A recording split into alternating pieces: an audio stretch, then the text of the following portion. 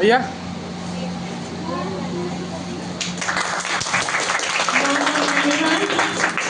और प्रिय सभी आगे से बिना निवेदन करने की सबसे श्रेष्ठ जी बैठे हैं, तो आपको पटका बना के स्वागत करेंगे। तालियों के साथ आपको स्वागत करेंगे।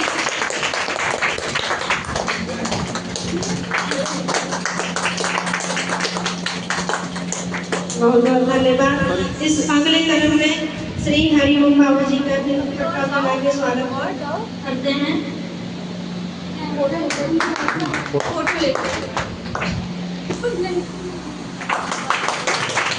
बहुत बहुत धन्यवाद। और अगले कार्यक्रम में श्री सुरेश तिवारी जी का उपाध्याय जी का हार्दिक अभिनंदन बंधन स्वागत के साथ जो है स्वागत करने से आयोजक श्री अश्विनी राय के द्वारा भी किया है।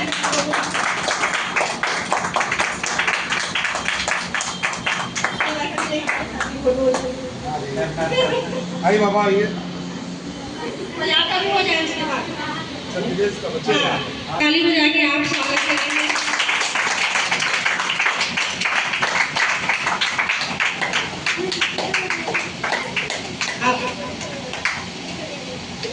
आप सभी लोगों का हार्दिक अभिनंदन बंधन और स्वागत जो कार्यक्रम को सफल बनाने के लिए अपना कीमती समय दिए।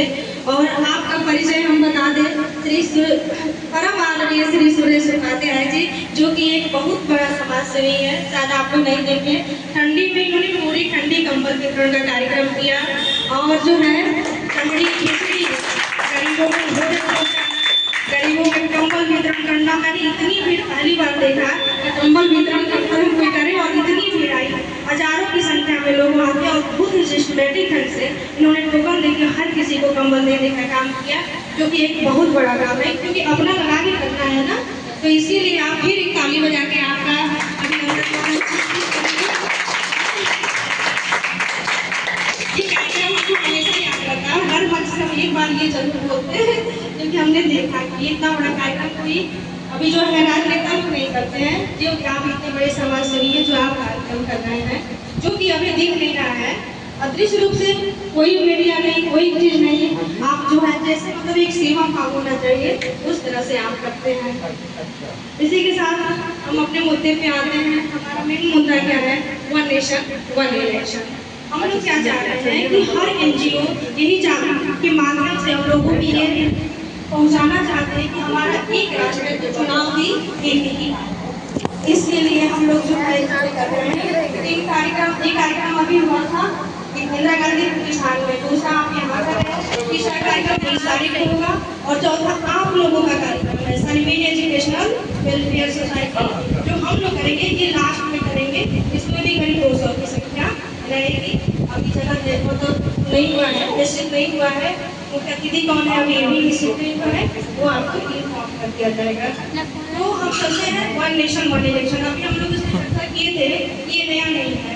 जब हमारा संविधान लागू हुआ था 26 जनवरी 1950 को, उसके बाद जो आम चुनाव 1951 और 1952 में तो लोकसभा और राज्य विधानसभा का चुनाव एक साथ हुआ था। तो ये उसके बाद ये जो है जब आया था तभी आ गया था, विधानसभा बंद हो गई और फिर अलग अलग चुनाव होने लगे। तो एक साथ चुनाव होने में क्या नुकसान है? अभी हमने इसमें चर्चा किया था कि एक साथ चुनाव होने में क्या नुकसान है। तो पहला नुकसान हमने आपको बताया था कि राजकोष में पैसे ज्यादा लगते हैं, सरकारी धन जो है ज्यादा व्यय होता है, क्योंकि जब चुनाव होता है तो ये किसको दे दिया जाता है? भारतीय निर्वाचन आयोग को ये चुनाव का जो जिम्मेदारी है वो दे दिया जाता है। तो लोकसभा और राज्य विधानसभा तो 2 बार चुनाव होंगी, 4 बार चुनाव होता है अलग अलग राज्यों में। तो ये क्या होता है, निर्वाचन आयोग के द्वारा पैसे जो है ज्यादा खर्च होते हैं, ठीक है, इसकी बचत हो जाएगी। दूसरा, काला धन के लिए हम लोग एक जांच एजेंसी बैठाते हैं जो कि जगह जगह जब कोई चुनाव लड़ता है तो काला धन क्या है उसके लिए एजेंसियां बैठाई जाती हैं। तो उससे भी हम क्या होगा, बचत हो जाएगी, काले धन की बचत हो जाएगी, क्योंकि जो एजेंसी हम बैठा रहे हैं उसमें भी तो खर्च हो रहा है। तीसरा क्या है, फिर जो सरकारी कर्मचारी है उनको ड्यूटी से हटा के चुनाव में लगा दिया जाता है। तो जितने भी सरकारी काम क्या होते हैं बाधित होते हैं। अर्धशक्ति बल सैन्य बल जो है सुरक्षा के लिए क्या करते हैं, तैनात कर दिए जाते हैं। तो उस समय उनका जो मूल उद्देश्य होता है, जो उनका मूल काम होता है, उसका से वो हट के कहाँ लग जाते हैं, चुनाव में लग जाते हैं। ये भी क्या हमारा एक तरह से नुकसान हो रहा है। तीसरा क्या है कि आचार संहिता लागू हो जाता है, और जब भी आचार संहिता लागू होता है तो वो तब तक आता है जब तक परिणाम घोषित नहीं हो जाता है।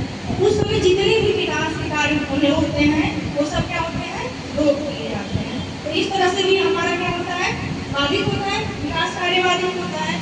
और क्या होता है कि हमको सुविधा नहीं होती है, हमको बार बार चुनाव में वोट देने जाना होता है। अब हमारी जो लंदन है, अमेरिका है, बाराबंकी है, और हमको कहाँ जाना है, वोट देने जाना है। क्योंकि मुद्दा वोट देना हमारा क्या है, प्रथम कर्तव्य है।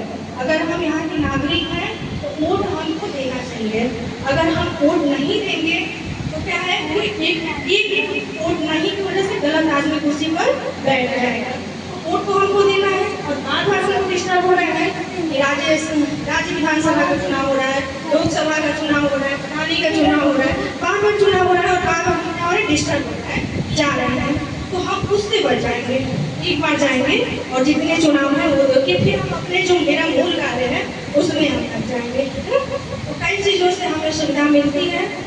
तो इसी क्रम के साथ और भी बहुत सारे नुकसान हैं, तो हम अपने वाणी को विराम देते हुए आप में से कोई अगर कोई दो शब्द कहना चाहता है, और इसी के साथ मैं धन्यवाद भी देती हूँ कि आप लोग कीमती समय निकाल के आए हैं। बहुत बहुत धन्यवाद। आप में से कोई दो शब्द कहना चाहता हो